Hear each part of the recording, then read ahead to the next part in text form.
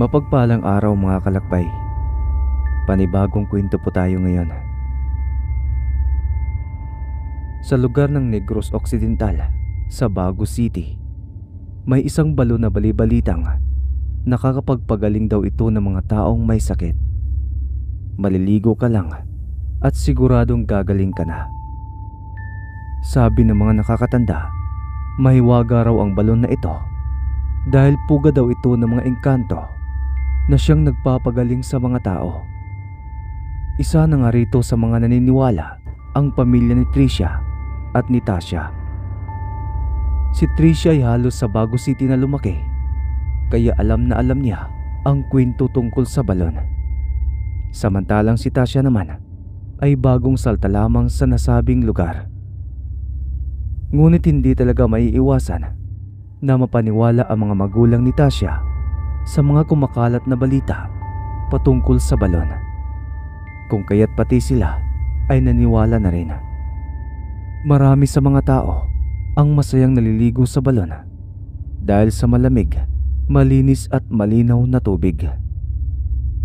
Uy, Tricia, totoo bang narinig ko na mahiwaga raw ang balon na yan? Anong meron dyan? Oo, mahiwaga nga yan. Nakapagpapagaling nga raw yan sa mga taong may sakit eh. Kaya binibisita din ng maraming turista ang balon na yan. Pero para sa ikatatahimik ng lugar namin, pinagbawalan na sila ni Kapitan na dumalaw dyan. Sagot ni Tricia sa mga katanungan ni Tasha. Talaga, Tricia? Oo, Tasha. Kaya ng pamilya kong patunayan ang lahat ng yan. Simula nang magkasakit ang kapatid ni Tricia na muntik nang ikasawi nito, sinubukan nilang paliguan ang bata sa balon at laking gulat nila dahil gumaling kaagad ito kinabukasan. Doon na nagsisimula ang paniniwala ng pamilya ni Tricia na tunay talagang mahiwaga ang balon. Alam mo kasi, kung hindi dahil sa balon na yan, siguro wala na si Albert, ang nakababata kong kapatid. Wika ni Tricia. Ano bang nangyari sa kapatid mo? Tanong naman ni Tasha. Nagkaroon siya ng leukemia. Sinabi na rin ng doktor na malubha na ito at hindi na nila maagapan. 5 buwan na lang ang buhay na meron si Albert. Pero nung tinuro sa amin ng kakilala ni Mama ang mahiwagang balon, sinubukan naming paliguan si Albert doon. Kaya ayun, nagulat kami kinabukasan. Magaling na kaagad siya. Talaga?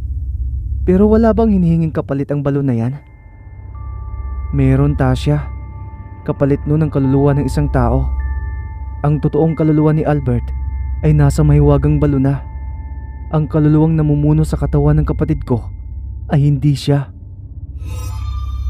Ano? Pero pinayagan niyo pa rin? Oo, para sa ikatatahimik ni Mama. Ayaw niya kasing mawala si Albert kaya sinakripisyo niya yun. Lumipas ang ilang araw. Nagulat ang buong tao sa baryo dahil muli na namang napuno ang balon. Sabi pa ng isang tanod, pinayagan na raw ng kapitan ng mga tagalabas na bumisita roon upang maligo para magamot ang kanilang mga sakit. Aba, mukhang marami na namang maiipon na kaluluwa ang balon ah. Si Mang Kulas ay isang magaling na albularyo sa Baguio City. Kaya alam niya na hindi mabuting engkanto ang laman ng balon. At alam din nito ang pakay ng umahawak na engkanto sa mahiwagang balon. Isang masamang itim na engkanto ang laman ng balon, o mas kilala sa tinatawag na delikton. Ang pangalan nito ay Igno. Isang uri ng engkanto na may mahabang buhok, maamong muka, ngunit may masamang ugali. Kaya niyang maninlang sa mga tao na mabait siya. Kaya niya rin pumatay kung may nakakaalam na isa siyang delikton. Ginagamit niya ang balon upang makaipon ng kaluluwa at ialay sa demonyo para siya ay maging ganap na tao at pwedeng manirahan sa lupa kasama ang mga tao. Tasha, tara. Wala lang tao sa balon. Samahan mo naman ako mag-igib. Sige, Tricia. Isang mabait at magandang dalaga si Tasha. May maputing balat at mahabang itim na buhok. Madaldal ito At palakwento rin. Hindi siya mahirap kasama, kung kaya't naging kaibigan din niya kaagad si Tricia. Ang ganda niya. Ngayon ko lang siya nakita rito ah. Ano kaya ang kanyang pangalan? Naumaling kaagad si Igno nang masilayan ang magandang dilag na si Tasya. Mas lalo siyang nabihag dito nang magsimulang kumanta ang dalaga na siyang ikinangiti nito. Shh, Tasya! Huwag kang mag-ingay at huwag ka rin kakanta. Baka magustuhan ka ng naninirahan dyan sa balon. Yari ka. Natawa naman si Tasya sa pananakot ng kaibigan. Sus, hindi naman siguro nagkakagusto ang engkanto sa tao. Imposible naman yata yun. Hay nako, basta huwag ka lang kumanta rito. Mamaya ka na kumanta pag alis natin. At pagkatapos nga nilang mag-igib, umuwi naman kaagad ang mga ito sa kani-kanilang mga bahay. Pagpasok pa lang ni Tasya sa kanilang bahay, ay naramdaman kaagad niya ang pag-apoy ng kanyang mga mata at bibig. Nilalamig na rin siya na parang lalagnatin. Napansin naman ni Aling Berta, ang nanay ni Tasya, na namumutla ang anak, kung kaya't dali-dali niya itong nilapitan at hinawakan sa noo at liig. Tasya anak, saan ka ba galing? At napakainit mo. Saka namumutla ka na. Saan ka ba galing bata ka ha? Sinamahan ko lang ho si Tricia nay, na kumuha ng tubig sa balon. Ay nako, halika rito at gagamutin kita. Ikaw talagang bata ka. Hindi mo sinasabi kaagad sa akin na nilalagnat ka pala. E di sana hindi kita piniyagang lumabas ng bahay. Halika rito, madali ka. Lingid sa kalaman ni Tasya, tuluyan na palang umipekto ang pagbati ni Igno sa kanya. Pidreng! Pidreng! Nilalagnat ang anak natin. Painumin mo ng gamot, Berta. Pati ba naman yan kailangan pang isumbong sa akin? Ay iwan ko sa'yo. Dali bigyan mo nga ako ng mga gamot dyan. Uwi ka lang kasi, Berta. O siya, ito na. Iniabot naman ni Pedring ang gamot sa asawa at kaagad nitong pinainom si Tasya. Ilang oras ang lumipas, nagtaka na ang mag-asawa dahil tumaas ng tumaas ang lagnat ng kanilang anak, kung kaya't napagpasya ni Pedring na dalhin na lamang sa albularyo ang dalaga. Naniniwala kasi ito sa mga usog, bati at iba pa. Sabi ko na nga ba, sa balon ito nakuha ng anak ninyo. Bakit po? Ano-anong meron sa may wagang balon na yon? Nagustuhan siya ng engkanto roon. Ano? Bakit anong ginawa ng anak ko at nagustuhan siya ng engkanto roon? Dahil maganda at mahaba ang buhok ng inyong anak. May maganda rin itong boses na siyang nakapagpabihag sa naturang engkanto. Kumuha ng mga gamit si Mang Kulas at kaagad na ginamot si Tasya. Agarang gumaling naman ito na siyang ikinatuwa ng mag-asawa. Tuluyang bumalik ang sigla ni Tasya pagkatapos ng panggagamot ni Mang Kulas sa kanya. O ito, isuot mo yan lagi ha, para hindi ka na niya gagambalain pa. Isang kwintas na may nakaukit na krus at may halong orasyon ang ibinigay ni Mang Kulas kay Tasya para hindi na siya mabati pa ng engkanto sa balon. Salamat po, Mang Kulas. Wala yun. Sige na, huwag mo ialis sa katawan mo yan ha. Naiintindihan mo ba? At mag-iingat ka sa susunod, iha.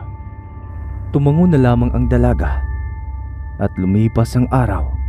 Hindi na nagpunta ng balon si Tasya dahil sa takot na mabati ng engkanto. Ngunit hindi niya akalain na sinusundan pala siya ni Igno, kaya wala pa rin kawala si Tasya sa mata ng dilikton. O Tasya, bakit ngayon ka lang nakadalaw? Namiss kaya kita. Ano kasi nagkasakit ako eh. Ganun ba?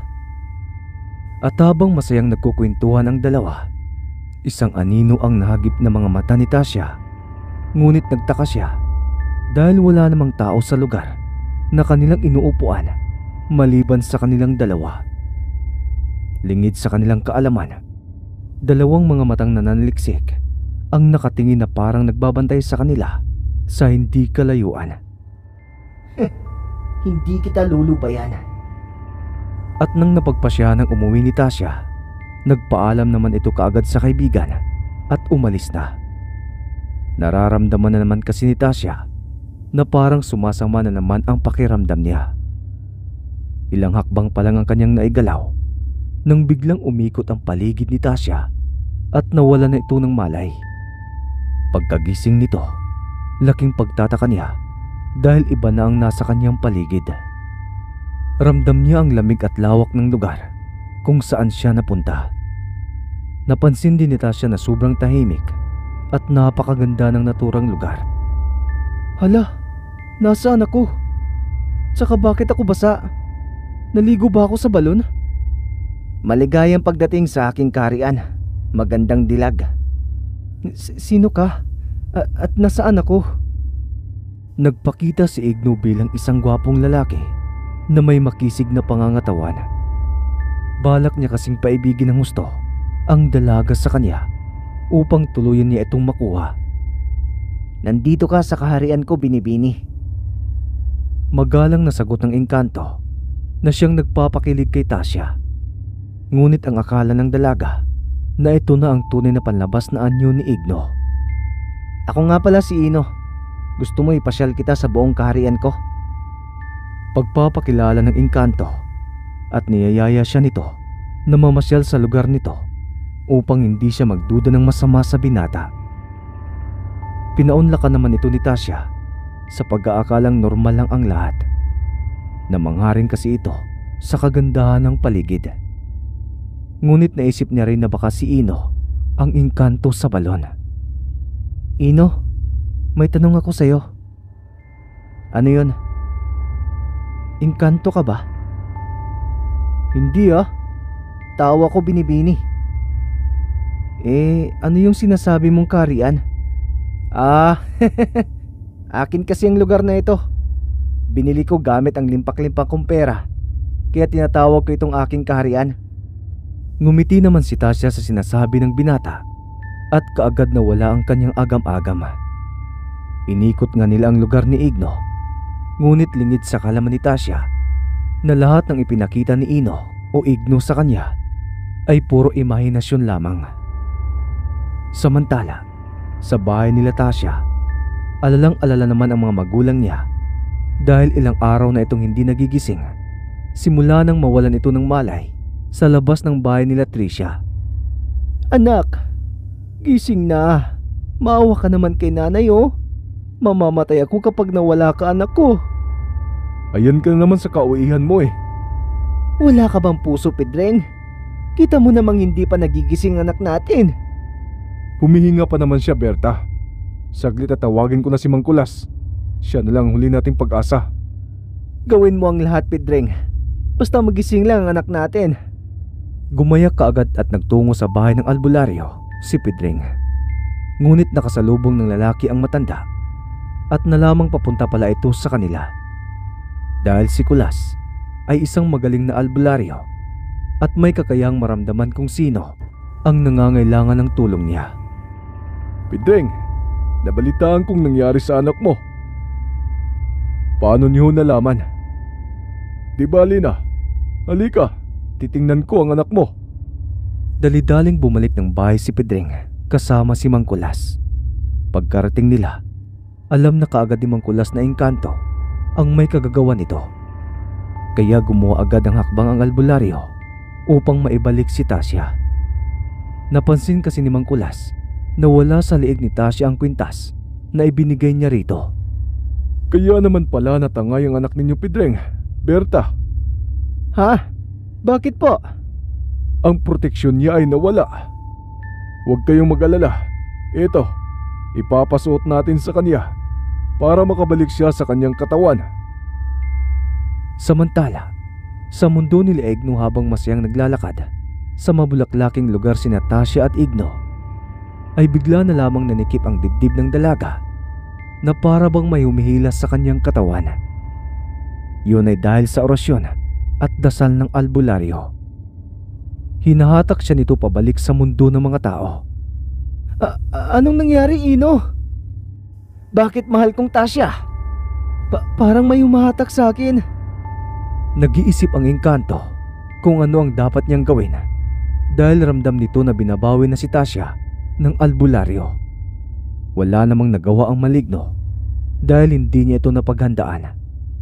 Hindi maaari. Hindi. Hindi nila pwedeng makuha ang babaeng pinakamamahal ko. Galit na sigaw ni Igno sa kanyang isipan. Hanggang sa sumigaw si Tasya at biglang nahimatay ito kasabay noon ang pagkawala nito sa tabi ni Igno.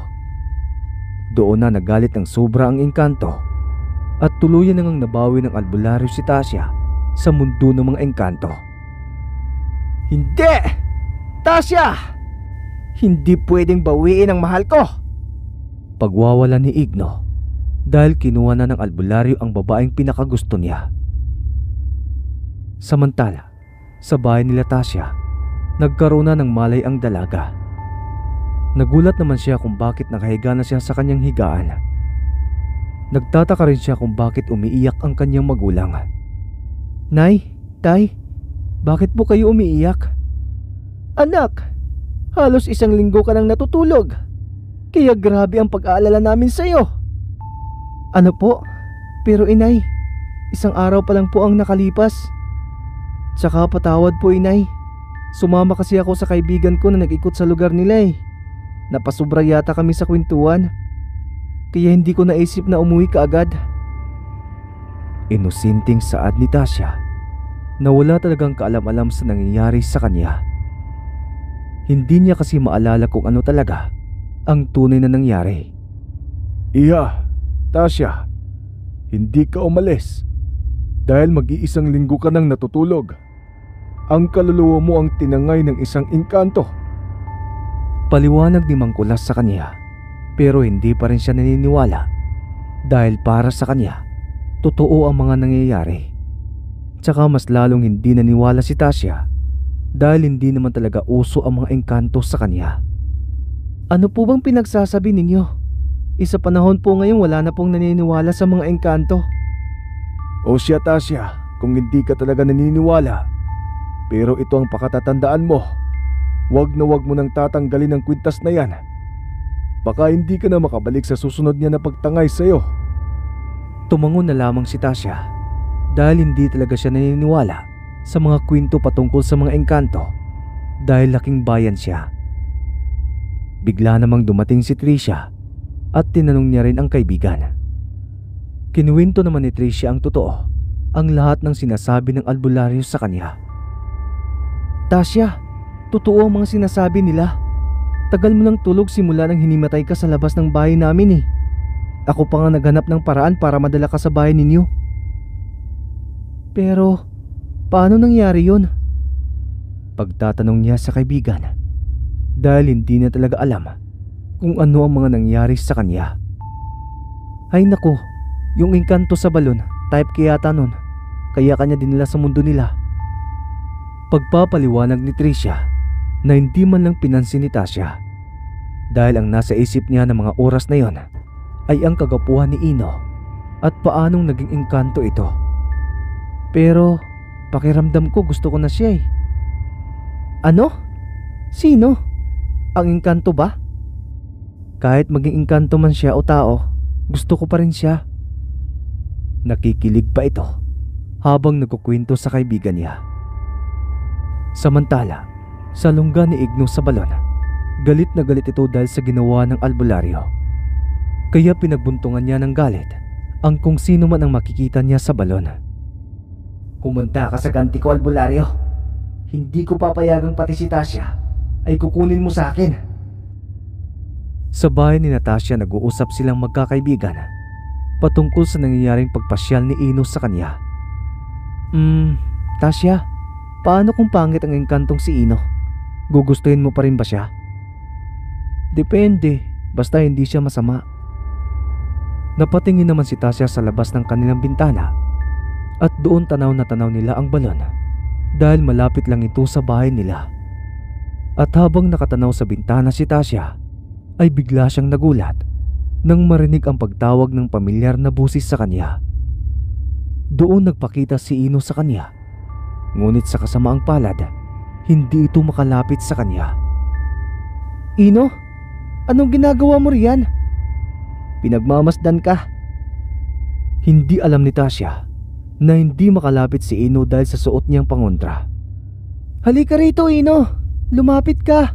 Ipapakilala kita kina nanay. Sige. Pakitanggal muna ng suot mong kwintas. Ha? Bakit naman? Nagtataka si Tasya kung bakit pinapatanggal ni Ino ang kwintas sa liig niya. Yun kasi ang dahilan kung bakit hindi makalapit ang sino mang engkanto sa dalaga. Masasaktan kasi ako pag nasagi ko yan. Ha? Sige. Tinanggal nga ito ni Tasya sa kanyang liig upang makalapit si Ino sa kanya. Kaya natuwa ng palihim ang engkanto nang makitang tinanggal ng dalaga ang kwintas nito. Salamat, aking Tasya. Wala yun. Bakit ka nga pala naparito? Pagtatanong ni Tasya sa binata. Ngunit si Igno ay nakasimangot sa harapan niya at bigla siya nitong niyayang lumabas. Tatanggi pa sana si Tasya, ngunit ginamitan siya ng kapangyarihan ni Igno kung kaya't bigla siyang napauo rito. Tara na, mahal ko. Sumama ka na sa akin. Sige, Ino. Sasama ako sa'yo. Walang pag-aalinlangang sumama ang dalaga sa engkantong itim na nagbabalat kayo bilang isang gwapong binata. Samantala, pauwi na si Aling Berta nang mapansin niya ang kanyang anak na papunta ng balon na parang wala ito sa sarili, kung kaya't dali-dali niya itong tinakbo at pinigilan. Tasya! Anak! Saan ka pupunta? Wala po, inay. Niyayaya lang ako ng kaibigan kong si Ino. Bigla namang naalala ni Aling Berta ang bilin ng albularyong si Mang Kulas. Tiningnan nito ang liig ng kanyang anak, ngunit wala na naman ang kwintas na ibinigay ni Mang Kulas. Kaya dali-dali niya itong tinakbo at pinigilan ang kanyang anak. Ay, lokong batang ito! Tasya! Tasya! Sunod-sunod na tawag ni Aling Berta sa kanyang anak, pero parang bingi na ito. At nang malapitan ni Aling Berta si Tasya, kaagad niya itong inalalayang pumasok sa kanilang bahay at kaagad na pinasuot ulit ang kwintas kay Tasya. Nay, ano pong nangyari? Tatangayin ka na naman sana ng engkanto, anak. Nagulat bigla si Tasya dahil hindi na mamalayan ang ginagawa niya kapag nahiwalay ang kwintas na bigay ng albularyo sa kanya. Samantala sa mundo ni Igno, galit na naman ito dahil hindi niya agad-agad makukuha ang babaeng gusto niya na isama sa kanilang mundo. Nagbalak na itong gantihan ng albularyo at linlangin ang mga tao upang madala sa balon ang kanyang sinisinta. Isang araw, may lalaking umigib sa balon at nakita ito ni Igno. Napaisip siya na gamitin ang katawan ng taong ito upang makalapit kay Tasya. Humanda ka sa akin, albularyo. Makukuha ko ng pinakamamahal kong si Tasya at hindi mo na ako mapipigilan pa. At nang nasa katawan na siya ng lalaki, tumungo kaagad ito sa bahay ni Tasya. Laking tuwa naman niya dahil nag-iisa lang ang dalaga sa bahay nito. Kumatok ito at nagpakilala na kakilala siya ng magulang ni Tasya at inuutusan siya nito upang sabihin kay Tasya na kukuha ng tubig sa balon. Nagtataka man ang babae, ngunit dahil sa utos ng magulang niya, sinusunod naman niya ito at tumungo sa balon na may bitbit na lagayan ng tubig. Natutuwa naman ang maligno dahil magagawa na niya ang kanyang binabalak. At habang sumusunod ito sa dalaga, kunwari kinakausap niya ito at biglang tinabig ang bandang liig ng dalaga. Kaya nagulat naman si Tasya pero hindi niya ito pinansin. At nang nasa balon na si Tasya, sasalok na sana ito ng tubig nang bigla itong hinimatay. Wala na isang taong nakakita sa kanya, kaya natupad na ang balak ni Igno na dalhin si Tasya sa kanyang mundo. Anak! Tasya! Nandito na kami! Walang sagot na natanggap ang ginang, kaya nagtataka ito at nag-aalala sa kanyang anak. Dali-dali niyang tinawag ang kanyang asawa at hinahanap ang kanilang anak. Ngunit walang Tasya silang nakita sa loob ng bahay nila. Napapaiyak na lamang si Aling Berta dahil hindi nila alam kung ano ang dapat nilang gawin dahil hindi na nila ito makita. Hindi na maganda ang pakiramdam ko, Berta. sa pagkawala ng anak natin. Nagdududa na ang tata ni Tasya, kaya naisipan nitong puntahan si Mang Kulas. Makalipas ang ilang oras, dumating ang mga kumpare ni Pedring at sinabi sa kanila ang kanilang nakita. Kwento nila, nakita raw nilang tumungo si Tasya sa balon, bitbit ang lalagyan ng tubig. Kaya dali-dali namang pumunta ng balon ng mag-asawa, ngunit wala ang anak nila roon.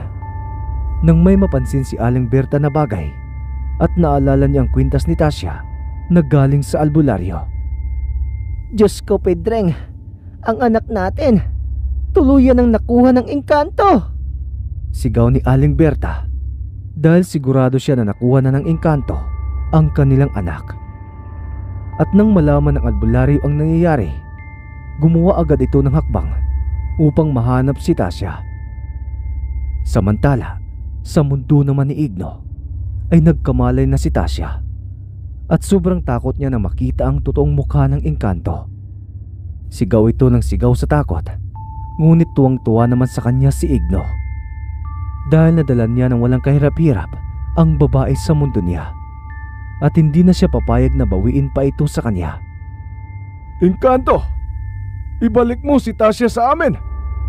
At kung hindi, sisirain ko ang lagusan mo! Sigaw ni Mang Kulas sa bukana ng balon dahil nasisigurado niya na kinuha na ng engkanto ang dalaga.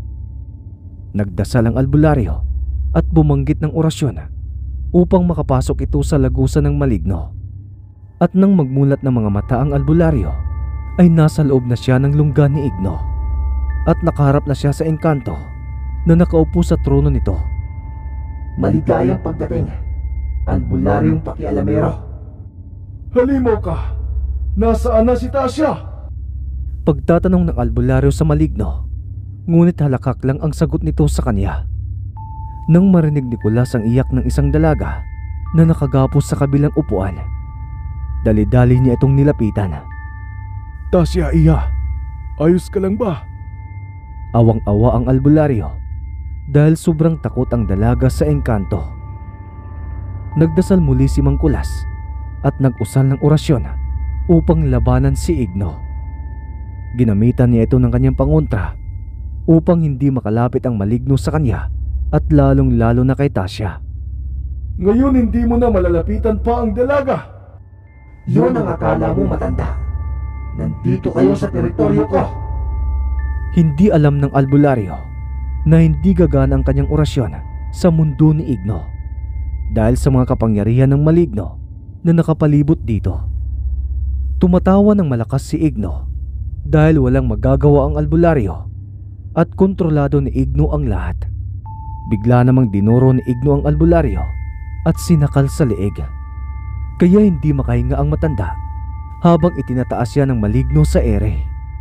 Ngunit hindi alam ng engkanto na dahan-dahan nang nakawala sa pagkatali si Tasya at dahan-dahan na rin itong lumapit upang hampasin ng malaking sanga ng kahoy na nakita ni Tasya sa gilid ng kanyang upuan.